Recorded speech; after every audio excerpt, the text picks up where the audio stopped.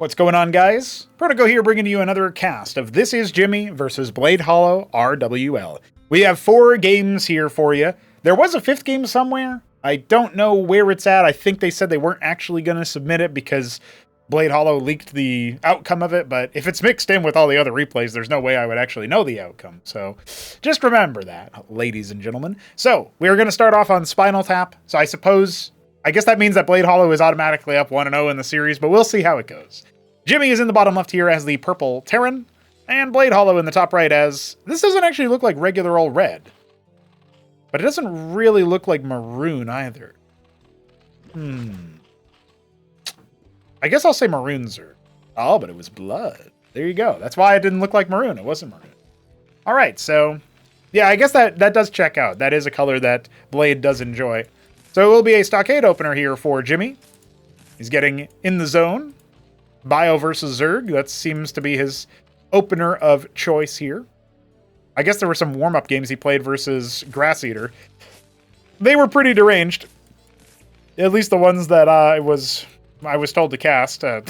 I'll spare you the pleasantries, and I won't make you watch those. But it was definitely... It was not what you would expect. The most straightforward map, you know, is Spinaltap. It's pretty windy, dude. You go here and here and here and here. So, not exactly super straight edge, but you know how it is. Sponsored sip time. Now, the stockade is going to go ahead and finish up. What does Jimmy want to do as a follow-up? We got the Larvosk already on the way. A little bit slow to move here is Blade. He was going to drop a structure of some kind, but decided to wait. I guess he wants to go for a Hydrith, since he would have already had his pool down if that's what he wanted. So definitely flubbing the build order here a little bit, especially since he's gone Larvosk as the opening. Now, when you scout Bio, as a broad notion, it should be expected that there's going to be an early attack. But this doesn't have to hold true. I mean, these are very different players than what we normally cast on this channel, and they have featured here before, and usually their games are pretty on, it's safe to say that they're on the lower end of things as far as skill is concerned. It does look like this Maverick is going to get some damage, though, and this is what I mean by the bio push, and also kind of what I meant by Blade being a bit finicky. Like, if you want the build for Hydrith, I think the Hydrith then goes down before the Larvosk, and the Larvosk comes right after. I'm pretty sure that's how it's done, because you need the ability to get your first unit out without losing too much on the eco. Like, ideally, you don't lose any workers, and you don't have to pull your stuff out or whatever. That's going to be another Larvosk. It's good to not make this into a circuit. It's just one Maverick right now. You just finished your Hydrith Den, so an Izira core on the way. That's going to go ahead and be made. Hey.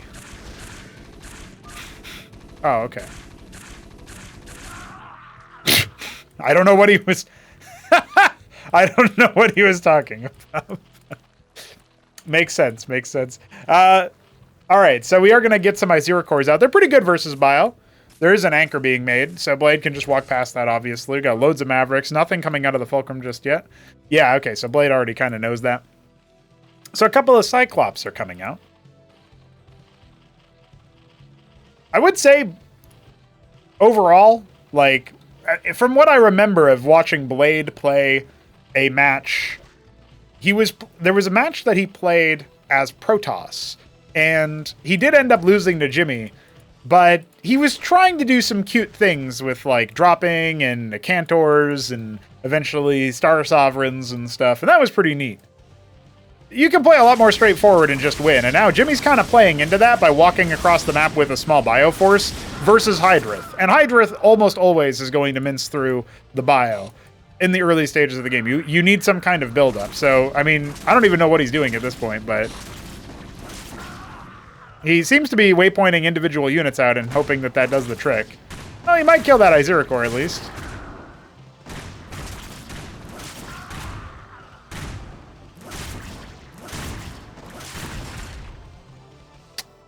I am a bit confused. Maybe the replay is broken, or maybe the players... No, never mind. They're still just walking in and trying to do damage to each other. Cyclops in the mineral line is very scary. Okay, so I think Jimmy should realize at some point soon here that the attack is not going to really do him any favors.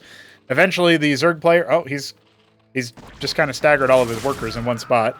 But he should fix that, and then he should make a bunch of Izira cores and walk across the map. It looks like he wants the ski bag. I don't know what he's doing. Okay, he's figured it out. He must have ordered all of his units on like a follow command. Yeah, that's what's happening.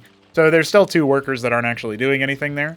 He's also pretty oversaturated. He definitely needs a natural. But he's just going to chill. He's going to make his Bactylisks in peace, and then he's going to kill his opponent by A-moving, which is a totally valid strategy at this level of play. I will say, as far as what Jimmy is doing, the Ministry in the position here, it's good to get that behind the attack. However, I still think that there was no way for him to do any real damage with that attack. I'm amazed that he walked in and got a worker kill after all of that. And yeah, I don't know. With all that said, I mean, Blade has a big amount of money, but it's nothing compared to Jimmy's bank. Jimmy does sometimes type and then get too into the typing part. So he has no real idea what he's talking about most of the time, but that's just how it goes, you know? When you're young, you don't know what's happening. And you're just like, yeah, that could happen. So 7 Bactylisks, that's pretty scary. They were trying to play on Eon Flux, and they were playing on a different version from each other, and they kept immediately desyncing, as will happen when you have the wrong version of the map. So that was pretty amusing to see the chat history about as well, especially when we gave step-by-step instructions for how to not have that happen. And they were like, okay, but we didn't do that, and we still had problems. Why did this happen? Bactylisks will help siege down the Mavericks in here. I think the Cyclops will be able to respond to the Bactyls. Maybe not. It's +7. It's going to be 7 range, so yeah, they will be able to fight the Bactyls, but I mean, the Izira cores will tank it for pretty much ever. Now getting some more mineral income from the natural. Blade can absolutely storm the gates here, and afterwards, I think his Bactylis count will still be high enough that he should be able to do some damage to the front line. We are going to see the Blackjacks come in. Unfortunately, the Bactylisks are the target fire from the Cyclops in that anchor, so that's a little bit rough, because he's kind of like pushing forward. Bactylisks gain extra damage the longer their projectile travels, but still, the Izira cores just totally mulched through pretty much everything there. And now, Jimmy has next to nothing. I'm not actually sure where his stockade is. Okay, he lifted it to make a vestry off and over there somewhere. And yeah, well, let's just say that the Total Mason Death has been engaged, and it looks like Blade is savvy enough to go after the main base instead of the Ministry there. The Bactylisks are moving in to target down the Masons in the back. There goes a Blackjack.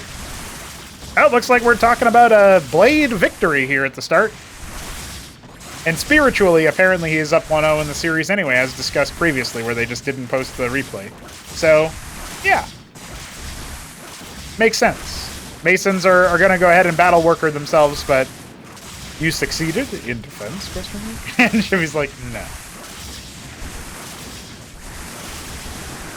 Jimmy just doesn't want to say GG, you know? He's got a fighting spirit. Yeah, you win on smiley face. I think we can set this back to the still that decision to continuously waypoint units in. It might have confused Blade, but it wasn't very successful in stopping him from scaling up. And at the beginning of the game, Terran makes a lot less military units than Zerg, but they make a lot more workers, many more workers than Zerg. And so I would always recommend that you kind of rest on your laurels there. You still want to be active on the map as much as you can, but Bio needs a lot more of a critical mass to fight Hydrith. It does work out for early move-outs versus Quaz, but versus the Hydrith Den, both the Hydralisk and the Izira core are pretty good versus early Bio. So, you know, there's breakpoints to explore and things to test, but those are some broad proclamations I can make. Let's see what happens in Game 2, though. Ah, a blast from the past. It's Derelict. And Jimmy is up here in the top right as the purple Terran, while Bladehollow is in the bottom left as the Blood Zerg. Sometimes I get so hyper-focused on telling you guys the color that I forget the race of the player. It has happened more than once where I've said the red Terran, Protoss. And it's like, I guess the color right, but somehow the race, which is not a guess, is something that I perplexed myself with. So, you know, that's pretty good. I'm looking forward to saying the Zinwaldite Brown Ascosi. You know, stuff like that is going to be very cool when we get that operational. The blood summon. Whoa, that's crazy. So, as we wait to see what the strategies will be, we see some early gas from Jimmy, but it looks like he still wants to drop. No, he's actually going to go for a mech opener here. Meanwhile, BladeHollow is going for that all-encompassing Larvosk first.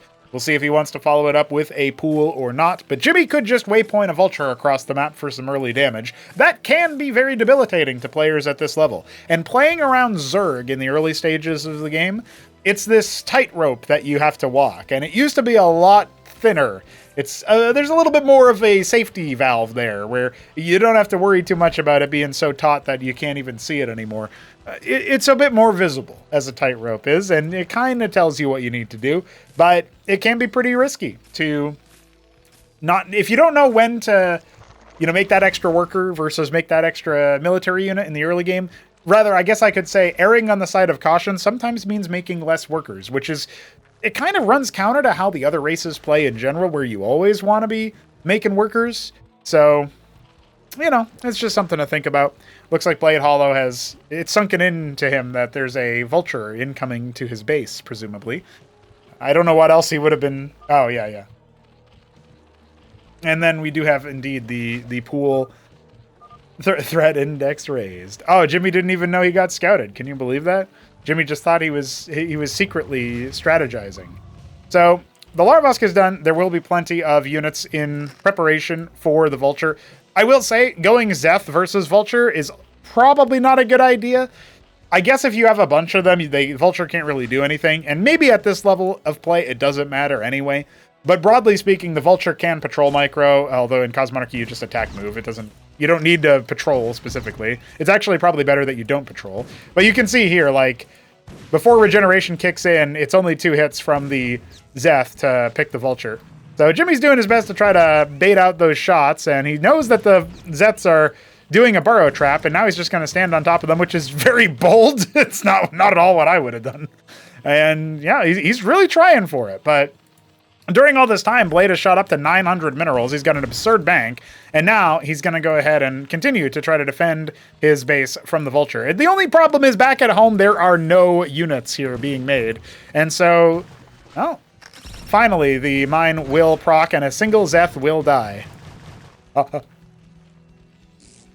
Second scrapyard being made. He still hasn't made another military unit. The only military unit he has is a 28 HP Vulture on the other side of the map. So... Any counterattack from Blade would just end this man's career. The Vornath Pond is on the way, and so that kind of signifies to me, as we're going to get an expansion out of Blade, we could end up seeing some Nathracores that would really make life miserable for Jimmy, especially since his anti-air is not in place just yet. At the same time, we could see some more Zets, turn them into Vorvs, then just move in with Quaz Vorv and, you know, profit. When the Vorvacore, whenever you mutate a Zerg unit or structure, upon death, it turns back into what it came from. And so that's why static defense can be so powerful as Zerg. Because unlike in Starcraft 1, where you kill the sunken colony and just dies, the Circuit sees it and turns back into the Kagrin. And so that is pretty useful. And the same is kind of true here with the Vorv. The Vorv does have more durability, and it moves a little bit faster. It debuffs enemies. But when it dies, it turns into the Zeth, and the Zeth is way more DPS. It's just a lot more fragile, right? And so that's pretty useful. And definitely something that you got to watch out for. So we are going to see some of that money get spent down by Blade. He's looking pretty scary right now. But Blackjacks trade a lot more favorably versus these Zerg compositions than you might think. Even, I want to say Infinity Vorvs, Infinity Zeth Vorv. If it's not a surround, you're not really going to clear the Blackjacks, right? Especially once they get like the stockades down with the vestries. I want to talk about something else though. We're seeing a lot of queuing out of Jimmy. You don't want to queue this many units. You want to order as many units as conceivable that you can spend, and you want to leave your queues as empty as you can have them, because you're locking up all this money. All this money is spent. It's earmarked. It's not in your bank. And so he's sitting here waiting to, I don't know, for tier 2 maybe, based on his gas, for something else. He's not going to be able to afford it for a very long time because all of his money is locked up in these queues. And so that is affording Blade, by comparison, to build way more units, get way more structures, you know, access more tech, eventually get to Bactylisks, which are pretty good versus Blackjacks. And now we're going to get a stockade added, but, I mean, he's still queuing up those Blackjacks. So yeah, we're still a ways off here from being able to afford whatever he was trying to make with this Mason, which is still not mining. Blade slowly saturating is natural. I'd say he's doing an okay job of that. Definitely could be snappier with his worker rallies. Still no ski backed and no actual Hydrith units, right? It's all Vorv Quas. So the Vorv Quas right now, the Zerg is in a position where they can't actually attack up the ramp here. So that would be a big mistake if Blade decides to do that.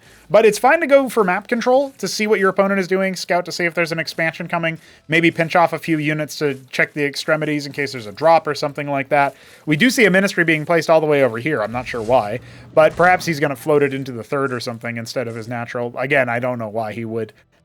That seems like almost like a misclick or something. Blade is also probably in a good position here to think about taking another expand or just go to tier 2. He almost has enough gas for it. Theoretically, you could do both. Let's see. What's he want to queue up right now? He is going to go for tier 2, it looks like. Let's see. Where's he going to put it, though? There it is. So tier 2 is established.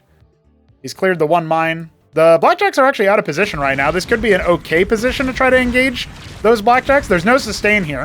The Vorvs are not really going to be able to stay alive for too long versus all these Blackjacks, but they're going to trade okay versus them.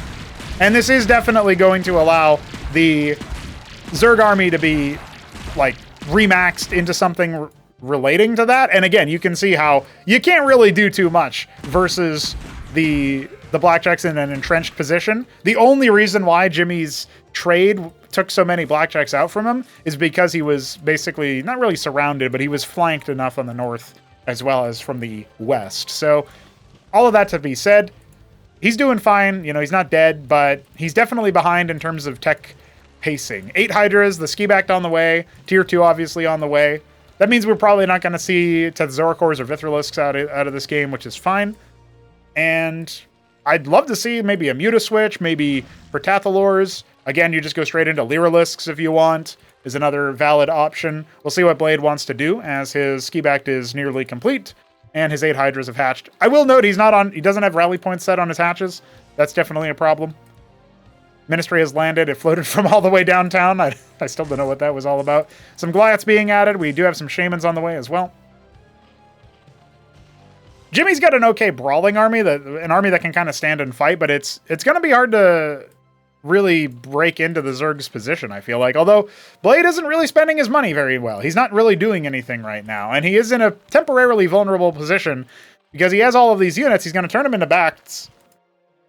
Like, if this army was on his doorstep, I think he'd have a really tough time. But we'll see what he wants to make. Okay, he's going to go ahead and cap his gas. Got these Hydras up here. He's going to go ahead and turn them into Bactylisks as well. Can't quite afford to turn them all in there. I'd love to see him make some more chaff, be it Quaz or Zeph, because he is going to need some kind of buffer. Bactylisks are okay versus Blackjacks. Probably, I would say, very good versus Blackjacks, especially if there's a ramp involved. Versus Goliaths, they're going to struggle a lot more. And Shamans, they're whatever. Let's see here. He's kind of announced himself. Jimmy is going to go ahead and step forward and see what more he can do. The Vorvs are going to swing on down. This is going to be an attempt at a decisive move. Remember that we saw in that last game, though, Blade does like to kind of step a little bit too close to the sun with his units. He's not doing that with the Blackjacks this time, which is really, really good. Or, sorry, the Bactylisks. The Blackjacks are going to go ahead and get minced out, and so that ends up being a very, very good victory. I was just a little bit worried that maybe he would step too close with the Bactylisks, and again, their bounce count gets dropped if the projectile doesn't travel enough range. Now, Jimmy definitely back against the wall when it comes to the military. Blade has a moment here where he could just move across the map and probably win. He's got a humongous mineral bank. He might still be able to just sort of move across the map. We'll see. Anchor being constructed. I don't hate it. I still feel like you need some phalanxes here. And again, Jimmy's got so many units in the queues, it's going to be forever. Maybe not even in this game, depending on how soon it ends, before we see some of these units all the way in the back of the queue. And so it's really going to hurt him in the context of trying to get an army up to snuff quickly. Third base on the way for Blade, judging by his Droleth movement and his camera positioning. That's usually how I judge that, by the way. Sometimes I see, like, oh, he's looking at a base? Okay, he's expanding. Because, like, that's why you would look at the base. You'd have a worker selected, you look at the base, you build the structure, and that's it. So there it goes. And a Matravel Nest on the way. The Calcure Lake is done, but we don't see any Lyrilisks because we don't see any Quasilisks. So he made that. He's not using it. Would love to see some Calculusks, by the way. Nather Core Evolution. It's really strong. It does stack up, so pretty brittle. But very, very good at wiping workers. And whenever you wipe a lot of workers, it's pretty demoralizing, especially, I would say, at a lower level of play, because, I mean, I guess you just don't see that kind of thing working versus higher level players too much in the context of just wiping workers or whatever. But when you do, it's like, damn, I'm so far behind economically. And the lower level player probably just feels helpless to stop it. Is an attempted attack here. It's only blackjacks, though, so, you know, this is still breakable. I just don't know by how much, especially as the Bactylisks are kind of kneecapping themselves by moving forward, but the blackjacks are being heckled. The anchors are down, so no more range bonus. Certainly no more shield bonus. We've got 10 blackjacks still up, and the Bactylisks are not exactly going to be able to all engage on the same target, but Shamans are starting to fall. The Matadors are so tanky. I don't know that they're going to be the best option here. But one of them does end up going down anyway. Yeah, the focused fire here, and as the Bactylisks drop into Hydras, they actually do better versus armor. So this is looking like, well, the Fulcrums have all gone quiet. There's actually no more combat units here for Jimmy to field. He only now put down his Atlas, but he's got no units being made. He's got to use the Masons, the Battle Workers have to be engaged. What do we do here? Let's just say this is not looking good. And again, he queues up a million blackjack, spends all of his money on basically nothing. His mineral count is almost nothing, and his worker count has fallen pretty dramatically as well. We are going to see some blackjacks out. I don't think it's going to stop the Bactylisks. Of course, there's all these quas that are probably going to turn into Lyrilisks, or maybe they'll just march across the map. It looks like Blade is he's looking at them for a long time. I guess he was deciding what to do with them. Ministry slowly being beaten down to death. And now, oh yes, the lobotomy mine from downtown.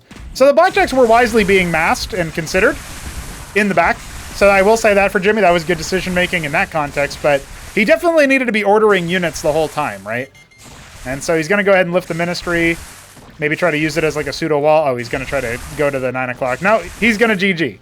So that is that. Okay, Blade is now 2-0 in the series. We've got 2 more games to consider. Maybe there's going to be some redemption for Jimmy, but I will say it hasn't been looking too hot for him. Again, in this kind of context, I think like super early game Zerg is very brittle. And then after that, it gets to a point where if you're not kind of on point with the army comp that you're building, you don't have some kind of counter to the longer range units in the Phalanx or the Eidolons or something like that, I think you are going to struggle. You know, Blackjack Shaman, it works pretty well if you have Ancials and you can kind of get on top of the enemy that way, but it's still a damn sight harder to field, I would say, than what you might expect just kind of reflexively, especially if you're used to the patch before when they were much more powerful.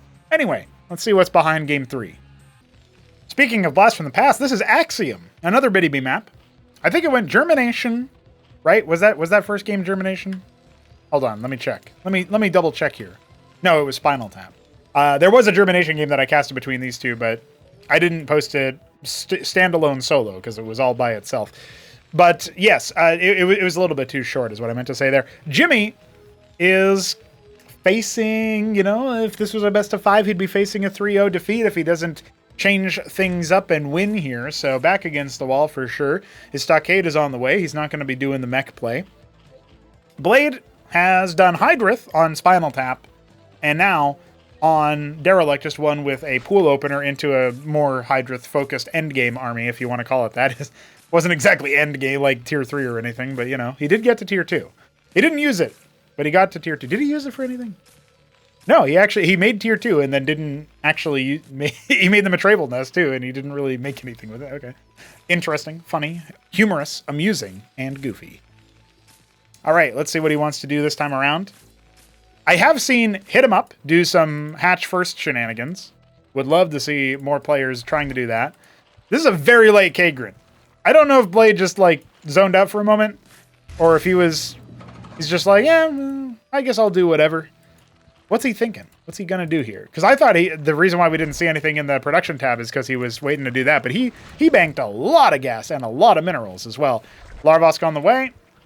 He can still queue up more workers as well. I thought for a second he was going to take that third. Be like, yum, yum. I got a lot of love for Axiom. The layout is pretty solid. I feel like there's probably some improvements that you could do. Okay. Yes. Or no. Whatever answer makes you feel better. I think overall the lane that you have here, right? The big lane in the middle, it's pretty easy to get lopsided and not really know like where your enemy's army is. But in the early game, you can have some pretty good moments, and as long as people don't die to a bunch of flanks, which has happened before plenty of times, it can be a pretty entertaining map overall. So that is what I will say. Now, 2 Mavericks are stimming across the map. They have done some damage to themselves.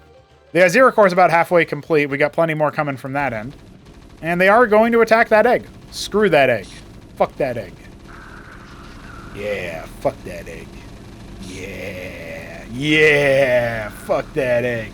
Oh shit, it hatched. Oh god. Oh, I didn't mean it, sir. No, please. No. Oh, no. Oh. You know what? If the Azir core didn't step forward, he actually would have died.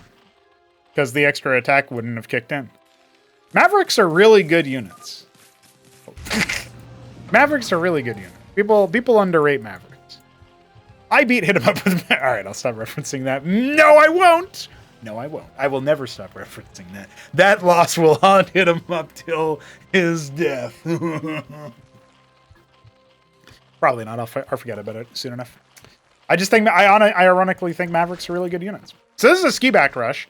He's going for the Hydrith in the back. This could very well devastate Mr. Jimmy. He does have a lot of units going to be made, so there is that. Although, again, he's queuing up a ridiculous amount of clerics. And some Mavericks as well. But Mavericks make really fast, so that doesn't matter as much to me. All right, a couple Bactyls out. I think Blade has realized, yeah, I just win versus Jimmy when I make Bactylisks. So I'll just make Bactylisks.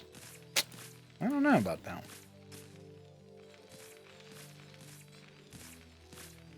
What do you guys think the Ascozi should get that counters Bactylisks? Any comments about anti-Bactylisk Ascozi unit? Ascozi Frontalisk. You know what I mean? I feel like that's a good one. I bet at least one dad laughed at that, because that was a dad joke. And that dad was me! Ha! So, I do think that overall, this is actually looking like a scary game from Blade, because, I mean, he just doesn't really have the eco to transition from this point. That being said, I guess if Jimmy is kind of lackadaisical with it or whatever, I mean, he's expanding now. He's doing all right. He's keeping on top of things. I still would really prefer that he doesn't queue so much, but obviously I'm giving him feedback in these games as I'm seeing them, but he's going to see this way later, and I'm sure we might even see more games from him in between where he hasn't been able to even think about that feedback. Blade is actually going to expand. He hasn't really expanded his production. I guess that's the biggest problem here. He's kept his gas down so low, but he never made any more macro hatch. And I think macro hatch is actually really underrated by Zerg players mostly right now. I love making macro hatches. I also usually don't mind gas when I play the game, so that's because I do my meme builds. But no, even when you are mining gas, even when you are playing the game normally, I still think that going for a macro hatch can be very, very powerful. Looks like it'll be a Larvosk, though. Makes sense. I mean, the early Larvosks make total sense to me. I'm not even disputing that. I just think, especially if you are trying to go for a ski-backed or something like that kind of early, yeah, man, get those hatches out. They're pretty good for that. Looks to me like Jimmy is kind of trying to be sneaky about it. This does open him up to the Zerg just coming down and stepping on him, so you got to watch out for that.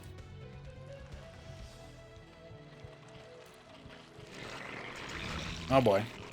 The hatch is done. The units are wiggling. It looks like the armies will pass each other like ships in the night. And you know, any base race, especially currently right now, is the game does not defeat you if you're a dirty cheater and you lift your structures, you know, in a base race. So that is pretty unfortunate. We'll have to think about a solution to that.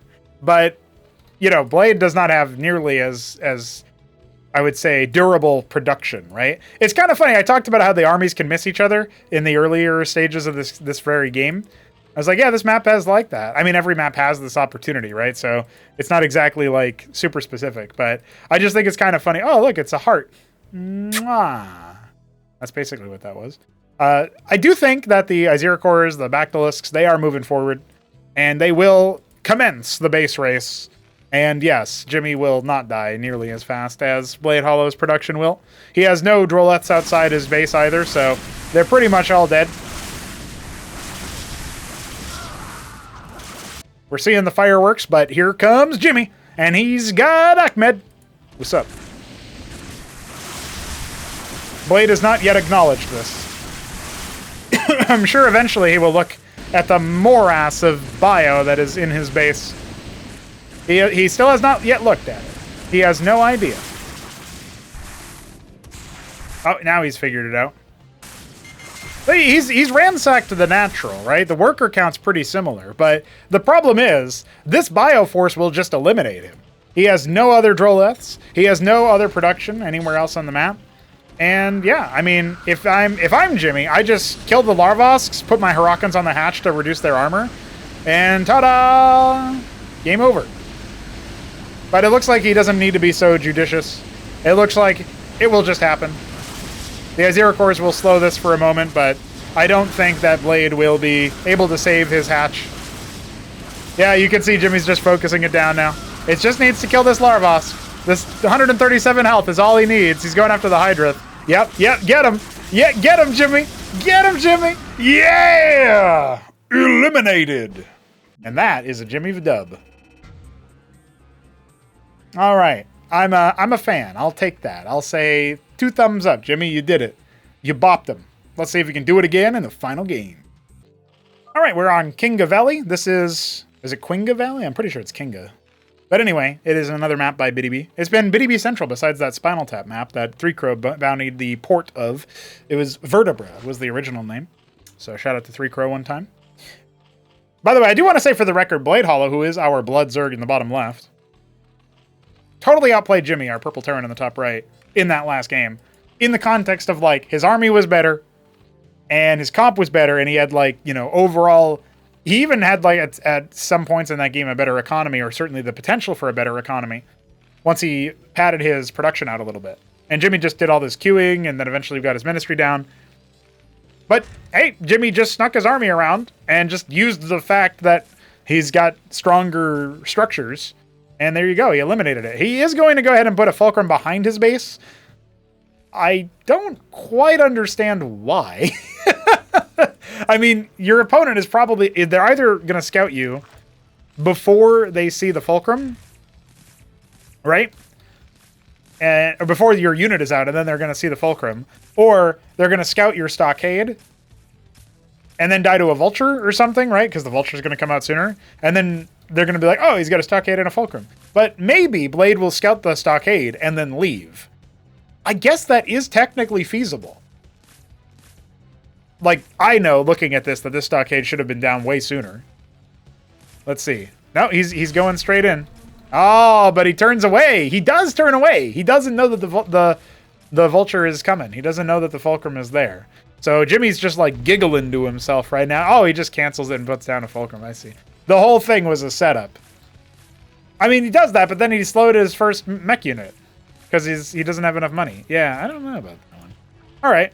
Well, I will say that Blackjacks trade a lot better versus the comp that we saw Blade default to on that game of Axiom. So this is looking like a strategic victory in that context. Insofar as I don't know that Jimmy will outright win, but he stands a better chance of winning the fight, I would say, if he goes into his typical Blackjack play. The problem is right now he's kind of doing nothing. He's got a lot of money. What does he want to make? Does he know what he wants to make? Is he thinking about it? Still not making any units out of this. And he is behind in workers. So that's another worrying trend. So the Hydrith is coming up. And so we are going to probably see that one base ski backed again. I like the extra Larvosk sooner. I do like that a lot better this time. And you just kind of rest on your laurels. You make your Azera cores that are going to keep you safe. And then you go for the ski backed. I don't think this is a very competitive kind of build, because if somebody snuffs out that you're doing it by being active on the map, they can just make a fast Palladium or something, and then they've got the counter to your units, and they've got a better eco, right? So at a higher level of play, I don't think this build would survive, but I am open to hit him up or somebody else trying it and being proven wrong. The one base ski backed. He could have already started it, I believe. One thing that you would get a little bit better Vespine mileage out of is if you were gathering from your ridge with your third gas worker. It's like 2 workers on geyser, 2 workers on ridge, and then you can oversaturate the geyser and the ridge after that. But I would recommend doing that first. Palladium is on the way, in fact, so Jimmy has potentially learned from his mistakes, his misdeeds. He is making a phalanx. Well, I said he's learned, but then I just saw he queued up a million blackjacks, so never mind. Classic move. There was a rather amusing comment that happened after the series was played, I believe, where Jimmy had mentioned that there's like a huge skill gap between him and Blade. And I think he was trying to say that he was a lot better than Blade. And I think we've pretty much disproven that theory just by watching these games. They're pretty even-keeled, I'd say. Now, the Aziricors are going to step up here. If they close the gap, they can actually deal with the blackjacks. Yeah, they're doing pretty well to reduce their DPS. Once they turn to that darker model, that means that they're below 50 HP, 50% HP, and they are much worse for wear. But Aziricors will never defeat a Phalanx, and they'll pretty much never defeat a Goliath either. So they clear out the blackjacks just fine. And that's mineral only for mineral only. But I think he's definitely been bamboozled, because he's like, that's not bio, and that's what he thought the Aziricors were going up against. So, yeah, the mental game there definitely working out. Again, I don't know about the obsession with blackjacks. I don't mind them. They are good units overall. They're just not banger units like they were before. But, well, I mean, are they? I guess they would have been a lot better if that was like a bunch of Zeth Vorv or a bunch of Quas. The blackjacks would have just cleaned house. So actually thinking about it a little bit deeper, if he thinks that he's going up against that, then that's one thing. And if he thinks he's going up against Hydras, actually blackjacks aren't bad, but Aziricors specifically kind of just run roughshod over them. It's a scaling thing. If he had more Goliaths, then the Aziricors probably would have just been shut down, and if he had more Phalanxes, then same, you know. So it's probably just like an unlikely and unlucky attack. We are going to get that Quasith pool on the way. One thing you could look at... One thing you could look at here as far as the Phalanx into... Like, the way that the tech nodes are looking... I mean, you got the ski back already.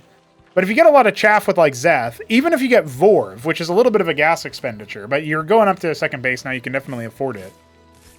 Because you obviously need gas to get the extra node for the upgraded node for the pool. Yeah, I wonder if that would be worthwhile in that situation, because I think if you get some Vorvs on top of these Phalanxes, it's not really going to work out too well for them in the context of their... Like, they're going to be debuffed. They already struggle versus Bactylisks if they don't have a front line. And if the Vorvs get on top of them, then they're really not going to be shooting too often. All right. Jimmy was about to go ahead and expand, but then he spent all his money on queued units, and now he can't expand anymore. So he'll repair his Phalanx instead. Jimmy does take advantage of the repair buffer that we added, where it's not really auto repair because your units don't do it automatically. But if you task a unit with a repair order onto an anchor, for example, they'll sit there and wait for the anchor to become damaged and then repair it, which I think is a pretty intuitive thing. So I think that's way more elegant instead of having auto repair on. All right. The Droleths are going to continue to slowly saturate that base. Actually, I would say that these bases are pretty good overall, saturation-wise. I'd love to see a third base come out soon, if he's going to still camp in his own base. He's also got a lot of money, though, so Blade could definitely go for an Iral Iris soon. If he wants to just keep massing Aziricors in the meantime, he can save his gas for that, but looks like he's about ready to queue up another round of units, so we'll see what he wants to do with that. Whenever the players drop to this level of APM, I'm always a little bit worried. Avaleth's just kind of moving around the map, seeing what's going on. I wonder what he's looking for. Maybe Vulture or something? Natural is about 75% complete for Jimmy. He was able to get his money out of that investment fund that he put it in. He made a star pad. It's going to be an Antseal for scouting. Army moving out for Blade. Nearly there for tier 2. So many units could be made here, especially Aziricors, which you're never going to scoff at adding a couple more units with that much HP to your pool. But a lot of Vorvs are being made instead, which, you know, it doesn't suck.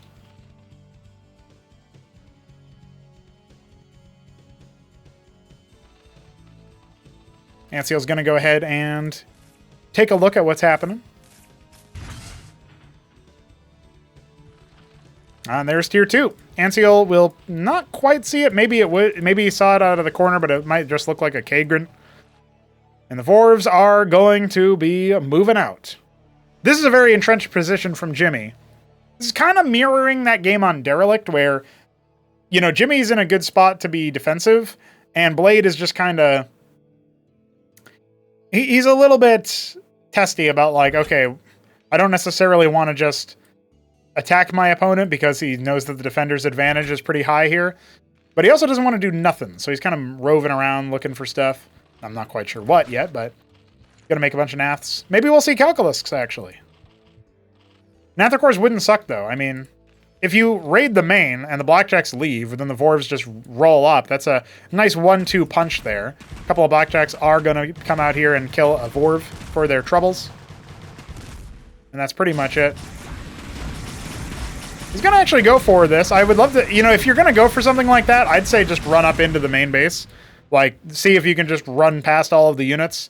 And then maybe you pinch a couple off here to kill the Phalanx, you know, or splash the Phalanx or whatever. He's got so much money. He could do so many things. What's he going to do? The world is your oyster, Blade. You've got 3,000 minerals, my man. What are you going to do with it? What are you going to do with it? He's making quads. Okay, it's going to be Lyrilisks. I guess that, you know, that's really not bad for a Brawly comp. This is probably a minute away from coming online for him. So there is a window of opportunity for Jimmy to push out and get some advantages. But at the same time, I do think that maybe the Nathicores are going to kind of bop him. Got to watch out for that. Moving across the bridge. If you could call this a bridge. It's like a bridge platform or something. I don't know. Nathicores are just kind of idle up here in the top left, but if they can go in at any point and punish the lack of anti-air in Jimmy's base. Avaleth being heckled. There's a third base. The third base cometh. There it is.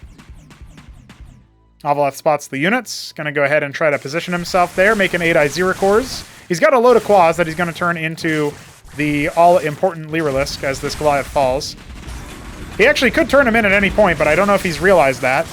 Iziricors are going to be really, really effective here at spreading out the damage. And again, the Bactylisks are closing the gap much too much for my liking. I really think they should be focusing on some of the backline targets. The Phalanx is a valid one for this, but I mean, you're dealing with all that chaff. Still nothing for the Quas. They have received no orders. They will still be Quas. 24 Lyrilisks on the way. Now we're going to get those 8 Tetzoricors in the fray, I think. Although the Tethfifth just finished. They could become Tetzoricors.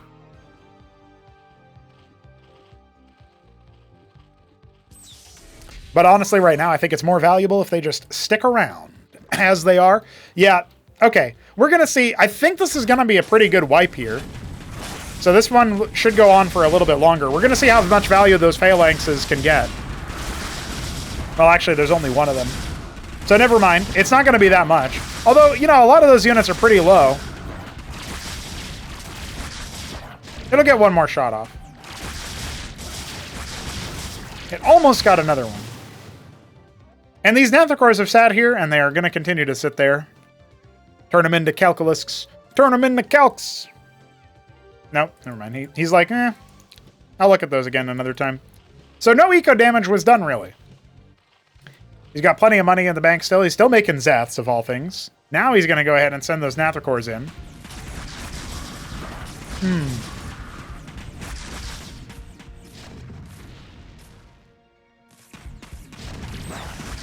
Phalanx deploying in the back of that anchor. I really think that Jimmy could have had a lot more value out of his units if he had not been doing so many Qs earlier, but as of right now, it doesn't look like he's got quite enough military to hold. I love the inclusion of Phalanxes, and they are actually going to be okay over here, believe it or not. The battle worker's definitely helping out there. Desperately trying to kill that one Blackjack. It will not be slaughtered. It will not be stopped. But there's another horde of Zeths on the way. I actually don't know. Is there even really anything here that can stop that? They're going to go after the Phalanx, but there we go. Now he's going to attack everything. The Blackjack goes down. That Phalanx kiting backwards. Very nice there. Battle workers. Shaman's healing them. Nathicor's only now going to descend in. There is a tier 2 move on the way. Another Fulcrum coming up.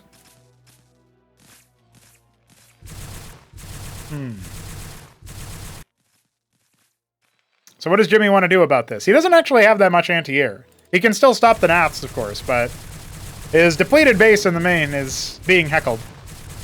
The third base is operational for Blade, but he doesn't actually have it staffed for anything. He's just making more quas. He's got a lot of worker kills here. It doesn't seem like Jimmy has been paying too much attention to that.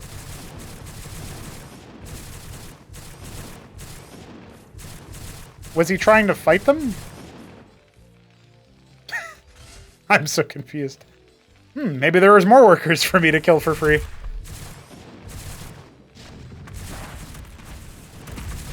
This is pretty well timed, actually, considering the fact that the Quas are able to come up in the front. But the Nathricors needed to move away. Maybe start heckling some of the add-ons or something. Captaincy on the way as well. The Quas just kind of waypointing into death. Not ideal.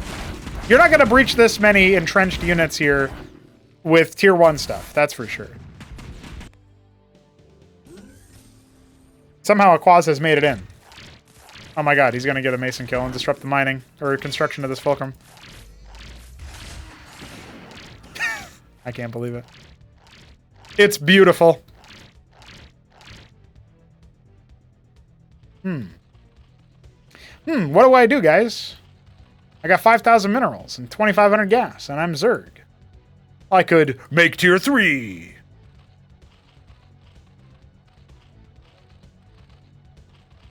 I can't believe he clicked on it for that. He clicked on it for that whole time and he didn't do it. What a fuck, dude. This man is a fuck. Hey, fuck. Make tier 3. Become a tier 3 fuck. That's like a upgraded fuck.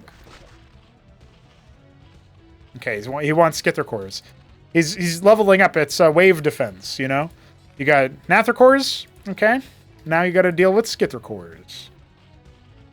You could make a pretty cool arcade game mode where you just hold up against, like, higher level units or whatever, right?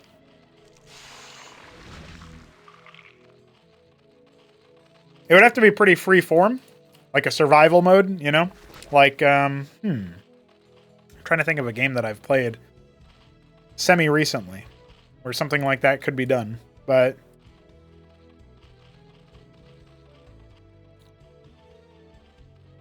No, I'm blanking on any survival game that I've played recently that would be, like, comparable. But, you know, you build your base up, you get your units in place, you're, like, microing all your dudes. I'm sure there's a better example than Left 4 Dead, but RTS, but that's sort of what I'm thinking. I guess, yeah, Left 4 Dead, you're moving through place to place, right? Which, it definitely wouldn't be it, because it's more holdout-y. But yeah, I like the idea of the waves increasing and stuff. So, somebody get on that. Somebody make that UMS. Now, the Lyrilisks are out in force. He's transferred all his workers from the depleted patches, which you don't have to do that. You could just make more workers, actually. That is an option. 38 workers is not nearly enough. A Tinker's Tower is being constructed as we speak.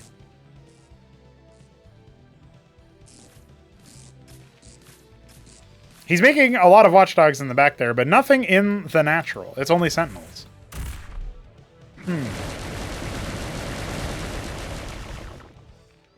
He should make some in his nat... Oh, what's he thinking? Oh my god. Okay, he's gonna go after the sentinel some more. This is not a bad move. There's a madcap out. Lyrilisks kind of heckle in the front. 2 sentinels are down. A lot of Skither-cores have died. Just to the random fire there. The phalanxes are going to be attempted to focus down, but I don't think that's going to work out too much. The Lyrilisks are wiggling very viciously, but it's not working out superbly for them, I don't think. And yeah. So with all that said, I think BladeHollow might be out of ideas. I mean, the biggest issue right now is he just never expanded his economy. And he's running up against the impenetrable arc of entrenched Terran positions. And now Sirens are being made. I think the Siren's a pretty cool unit, but, you know.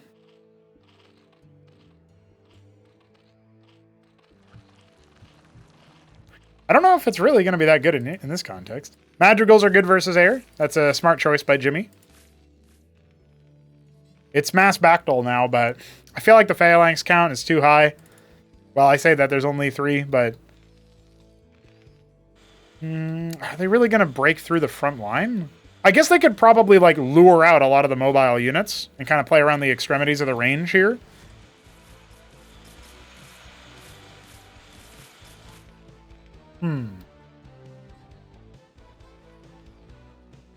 Well, Jimmy's running out of money as he's depleted his main base, and he doesn't really have great saturation here in the... Or, he's got adequate saturation, but it's not oversaturation in the natural, and he has no third base.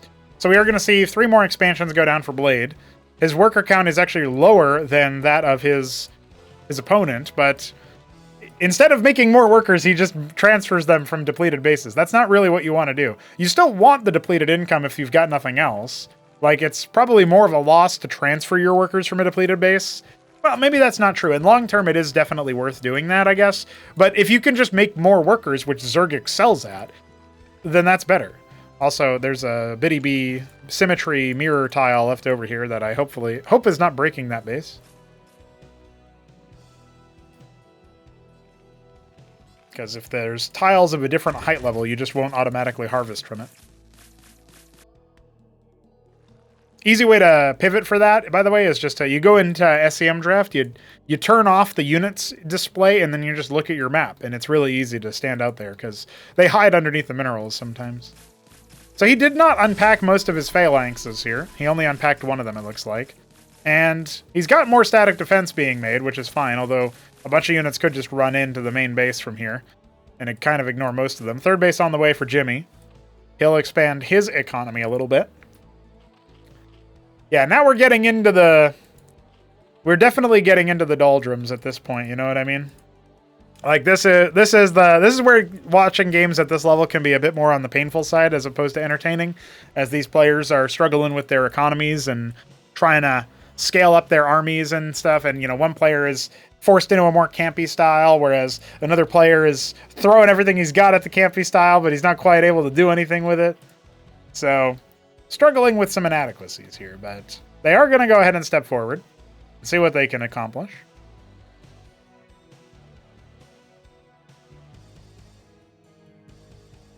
I wouldn't be surprised if they're able to get some good value out of this comp here, actually. Jimmy should be able to at least step on some of these exterior bases, which would probably make Blade lose a little bit of steam and certainly a little bit of hope in scaling his economy up. He still could go for tier 3, by the way. Matraval Nest in the natural. Nebulheim is pleased at seeing Tech not in a safe spot.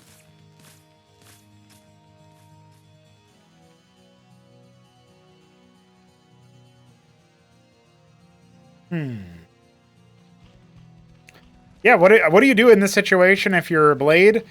I think the answer is you go for... Either you're trying to go for, like, Protathalors or something like that to kind of grind down the spot. But I don't know if you really ever want to try to fight the Terran Ball by itself. As soon as they move out, hit them with a bunch of mutas. You think these 4 missile turrets, you know, these watchdogs, 6 watchdogs are up in the top are really going to do anything versus that? You just camp on top of his base, kill all his workers, fly into the natural, and do the same thing. You know, the watchdogs aren't going to be able to hold up against, like, 20 mutas, right?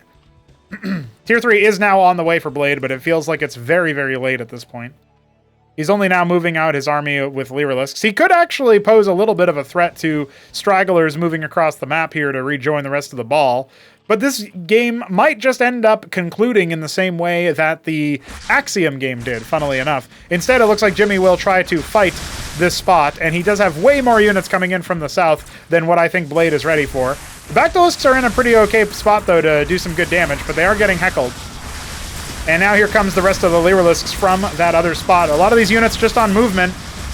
None of the Phalanx is deployed. Well, okay, one of them is now.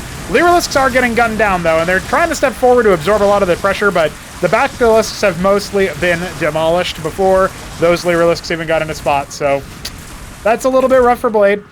He is making a bunch of Almacs now, which, again, if you just shark around the extremities, you can maybe do something here.